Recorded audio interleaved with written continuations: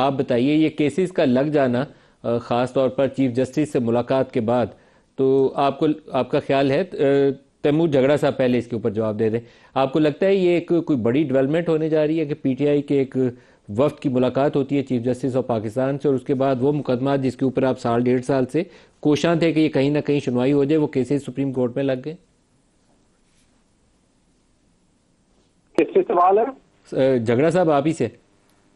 जी, थोड़ा सा please repeat करें। आप कह रहे हैं कि पाकिस्तान तहरीक-ए-इंसाफ जिन इश्यूज़ के ऊपर पिछले साल 2 साल से कोशिश कर रही थी, इंतखाबी धांधली 8 फरवरी के बाद, 9 मई के बाद, 9 मई के ऊपर जुडिशल कमीशन का क़याम, वो दोनों मुकदमात 28 को फिक्स हो गए हैं। तो आपकी एक टीम ने चंद रोज़ पहले चीफ जस्टिस ऑफ पाकिस्तान से मुलाकात की थी।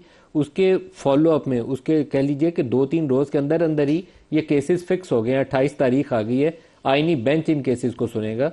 तो क्या आपकी जो दरख्वास्त थी चीफ जस्टिस को, ये उसका नतीजा है कि ये पेशरफ्त होगी? देखिए नदीम, इस पे मैं तो कुछ नहीं कह सकता। अगर उसके नतीजे में वो केसेस एक्सपेडाइट हुए तो अच्छी बात है।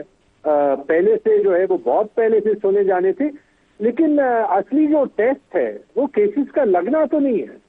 वो तो जो है वो ये है कि ये केसेस कैसे सुने जाएं, कि क्या अदालत में या आईनी बेंच में इतनी स्ट्रेंथ है कि वो मेरिट पे इन चीजों का फैसला करे जिनको जो है वो डील करने के लिए ही ये सारे आईनी इकदाम हुए हैं।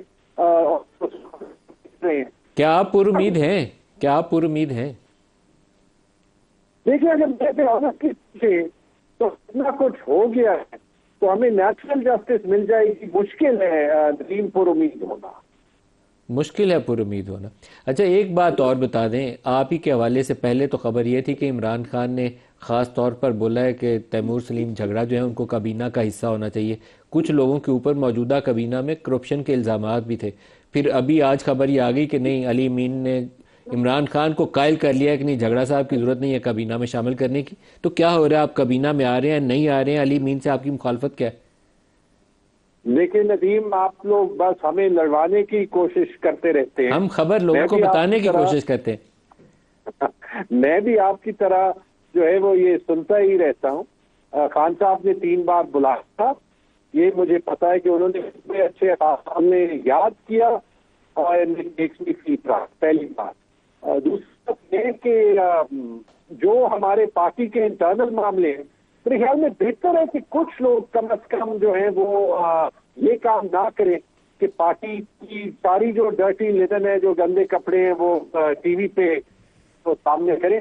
तो मैं कम से कम ना अपने आप को उन लोगों में शामिल करता हूँ, ना मैं अपने आप को उन लोगों में जो है वो सोचता हूँ कि वो किसी और की बैक में जो है वो इमरान से जब आपकी मुलाकात हुई तो क्या बात हुई?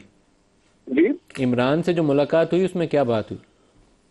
खान साहब से मुलाकात ही नहीं हुई। मुलाकात ही नहीं? नाम था कोई छोड़ता ही नहीं है।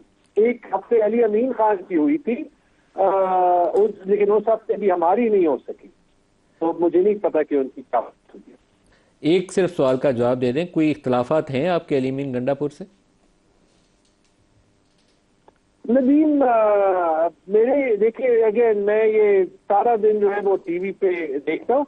हमारी शायद रिलेशनशिप इलेक्शन के बाद बेहतरीन नहीं रही, उसमें तो कोई शक नहीं है। मेरी तो आज रिक्वेस्ट ये होगी कि देखिए इलेक्शन की इंक्वायरी कराएं।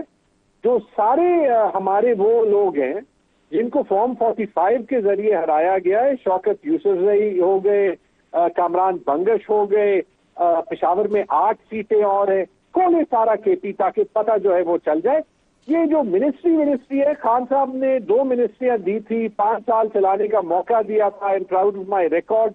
ऐसे वक्त में हमारा जो मकसद है वो इमरान खान को निकालना है। हमारी इख्तलाफात स्टोरी नहीं होने चाहिए, किसी को किसी के खिलाफ बात नहीं करनी चाहिए, वो हम इंटरनली जो है वो डील कर देंगे।